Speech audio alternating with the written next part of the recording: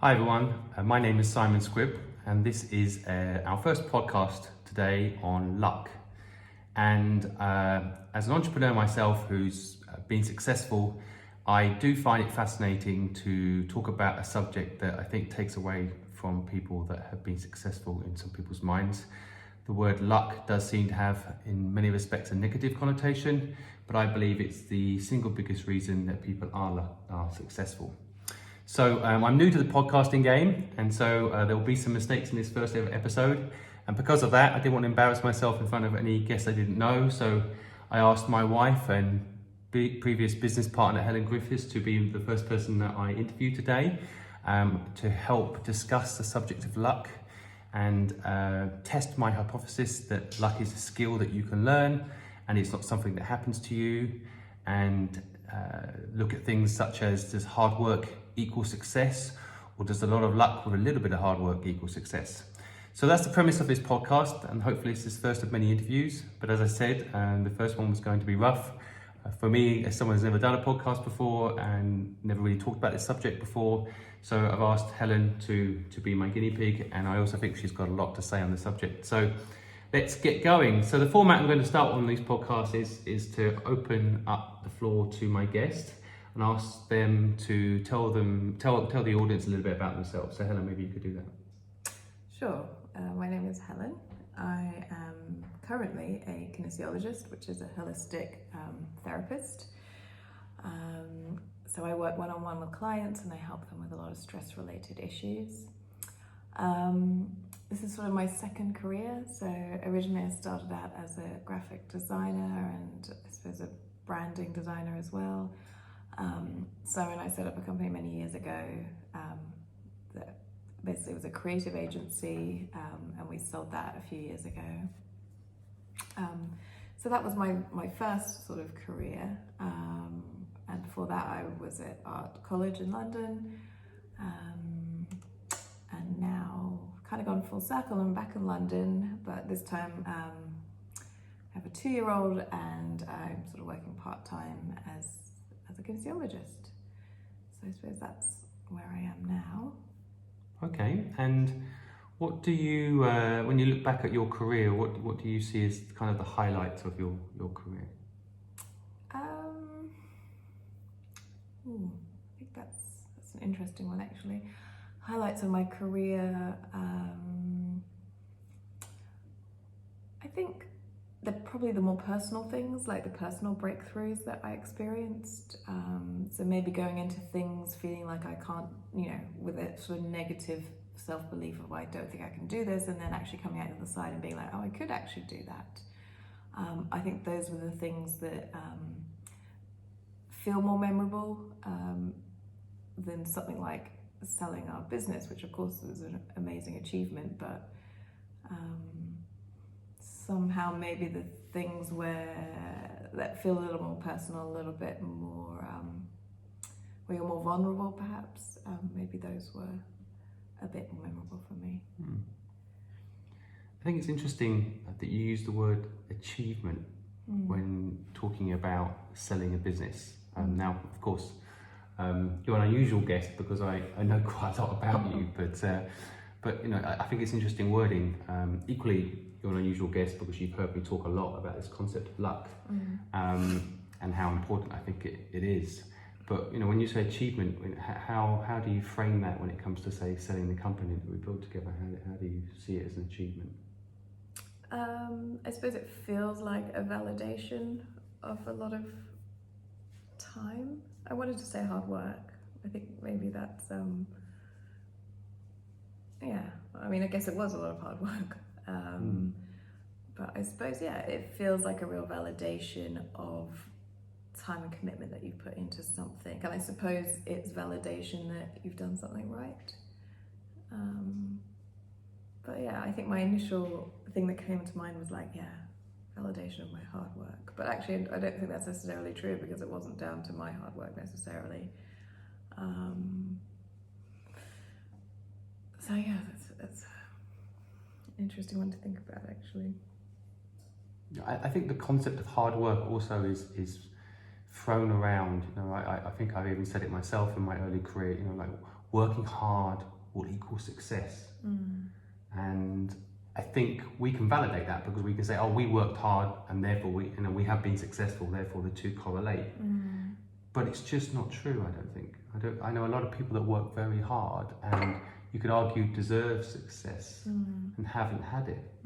I mean, of course, you see it all the time, that you could say, oh, if people working hard meant that they would be successful, you'd see a lot of people that, frankly, lived in Thailand, they're in the sweltering heat and they're cleaning up the streets. I mean, those people deserve to be successful. Absolutely. Of course, success itself as a word needs probably redefining. It's a complicated word, isn't it? But I think, by the traditional sense of success, whatever that is perceived as, but probably financial independence, for example, or those sorts of things. If you work hard, you can have financial independence. And people sweeping the streets at horrendous temperatures, working hard all day, should therefore have that within a few years, if the premise of working hard equals success, right? But the word validation interests me because I think, as you know, my premise is that without luck, nothing really happens, even if you work hard. So what if we hadn't sold a company? What then? In terms of how would I feel about it, or validation? Yeah. Does it mean your hard work is not validated, and that it meant nothing? What? No, I don't think it's even even saying hard work. I just realised that actually isn't true. I think when I say hard work, what I'm actually meaning is the times that I didn't enjoy. Funnily enough, that's actually what comes to mind. Oh, that's fascinating. Yeah, I think that's a really interesting definition of when you say hard work, it's suddenly actually about the things you didn't enjoy. Yeah, because it makes it feel difficult. It makes it feel like that was not enjoyable. Like some days now I will see clients back to back and it's really busy. That I guess could be termed hard work, but I really enjoy it. So I don't think I look at it as hard work. I look at it as being busy. Or having a full schedule, So I think sometimes it's just like, okay, that made it worthwhile somehow. But I don't think, obviously, hard work in and of its own is a surefire way to anything really, except maybe burnout. I think that's a bit of a breakthrough actually for me. I think that hard work, when you say you have to work hard, I think what people are really saying is that maybe you're going to have to do things you don't like at points in building a business, for example. Yeah, make sacrifices, Yeah, and that I think that could lead to success. In my view, this is how it should be framed, and that could lead to success if you're lucky. Now, I've never really asked you because it's something I've always gone on about on a personal level. I believe luck's such an important thing, but I'm interested in your honest opinion. What do you think of this theory I have about luck? Do you believe that without luck we wouldn't have been successful, or am I framing it to kind of make my own argument sound strong? Do you think luck played a part in our success? I think I have, it's really interesting to kind of, for me, define the difference between what is luck and what is perhaps fate. Because to me, I sort of feel like some things are just meant to be, and sometimes that's when I look at things that perhaps you might consider lucky. I think, well, that's just things coming together somehow, but then I am a big believer in the universe providing and all those sort of things. So sometimes it does feel like, well, maybe that was just the way it was meant to happen, like there's some synchronicity, or but maybe we're talking about the same thing, we're just framing it slightly differently. I don't know why the word fate to me always comes across as almost religious. It's almost a bigger belief. I'm not religious. I know you're not religious. If you was interviewing, you'd probably ask that question, which I guess is sometimes very personal for people. But I think that word fate. I mean, I used to use that word a lot as well. It's fate that we met again today, or it's fate that we won this contract. But as I get older, I kind of feel like it's quite random and laying it at the door of fate. I think the reason I like luck more, I think, I don't want this podcast necessarily to be about me defending the idea what I have around luck, but but I find it interesting to debate it. I guess that's what the format of this podcast will be for me in the future. But do you think that fate therefore trumps luck? I actually, I think it might be the same thing, but I almost feel like luck may be the positive take on it, So you're like, okay, well, it was meant to be, and if it's a good thing, So you mean, therefore, just spinning it back into all these people out there that are listening that might, for example, want to know the secret to it all, and what, I guess what I hate about fate is it's kind of like, well, your fate may be to never make it. Okay, so I think what we're saying there is there's no control maybe in the fate sort of area. Yeah, which is the bit I hate about fate. But isn't luck the same? No, I think luck, again, it's a theory I'm working on right now, but I think luck is actually a skill. And I think it's something you can work at to a point where, even your perceived failures are lucky moments in life, almost like that. And so fate, to me, it's too religious. It comes across as a bit like someone else is pulling the strings. Just having to have belief, right? Yeah, I feel like it's letting someone else pull the strings, as opposed to what I feel is the answer, which is more like you take control. You take responsibility for your mistakes. You own them. You embrace them.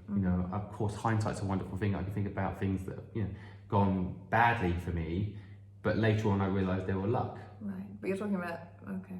Think about our own experience of being people like Harvey Weinstein. 10 years ago when he was popular and successful, we knew nothing about what a scumbag he was.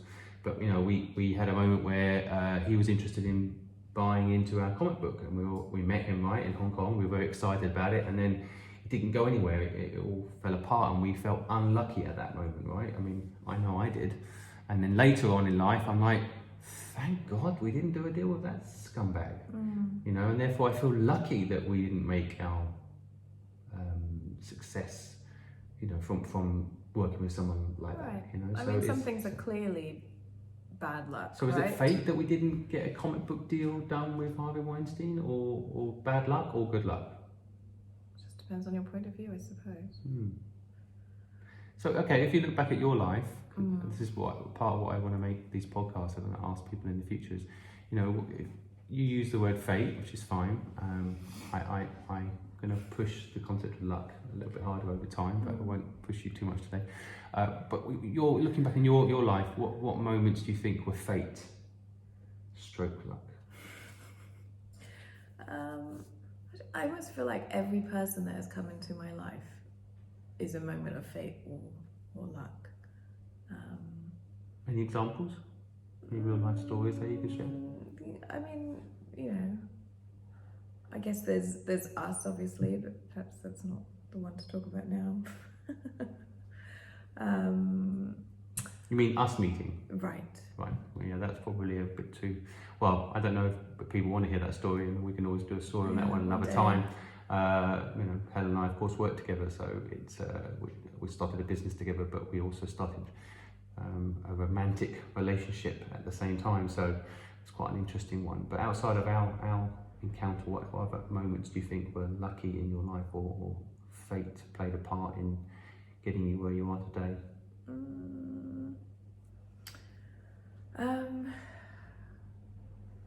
It's so hard because I think because I really believe in fate, it's almost like every single moment, like everything, but the way it unfolds. I don't know. Maybe I'm talking about fate and coincidence and how those things kind of unfold. But for example, how I got into kinesiology, I suppose I'd never heard of it before, and then someone who used to work with us and then became a good friend, I had lunch with her and she sort of mentioned it to me, and I was like, and she's like, yeah, it's kind of weird, but some of my friends go to kinesiologists, and I was like, oh, okay, never heard of it. But I was looking for something at that moment, and it just seemed like, okay, well, someone's mentioned that to me, so perhaps it's something I should try, because I believe that things come along at the right moment when you need them.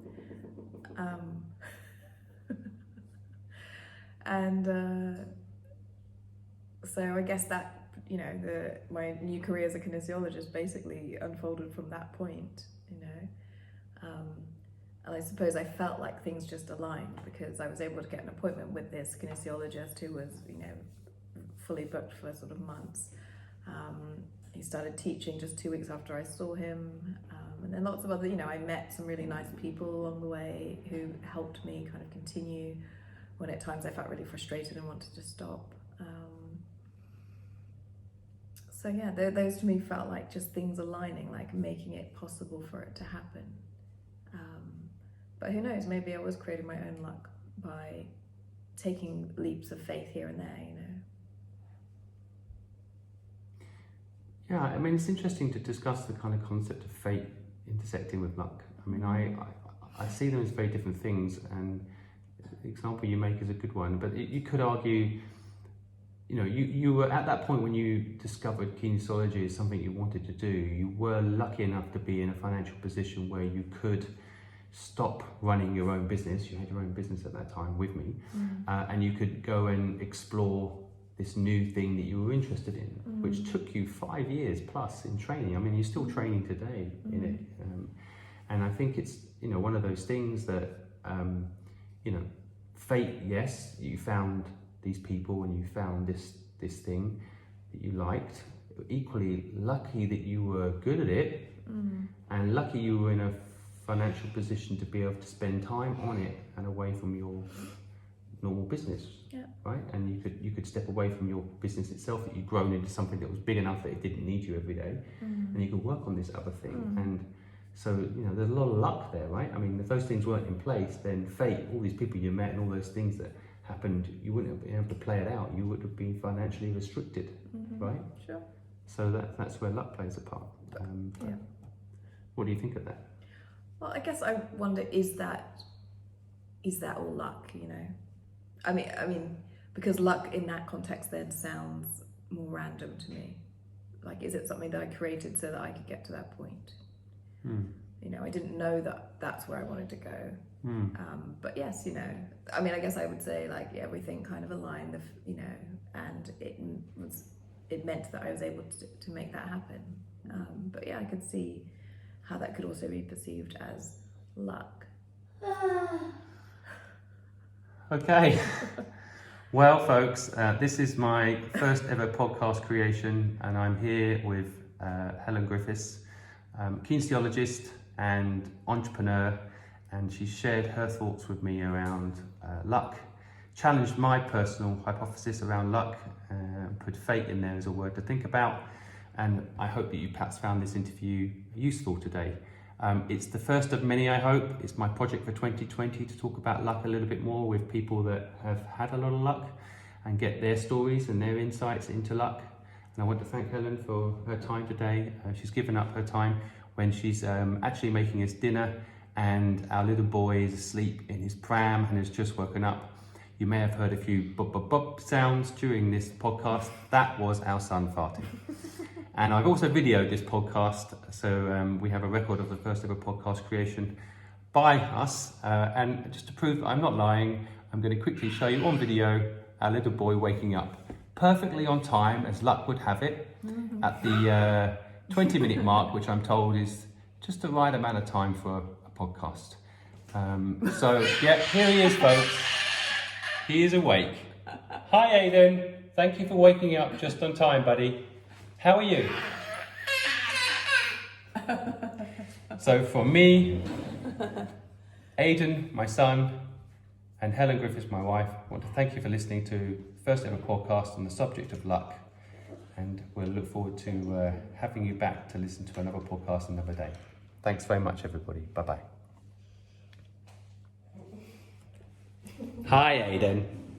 Perfect timing, little buddy. Bye, everybody.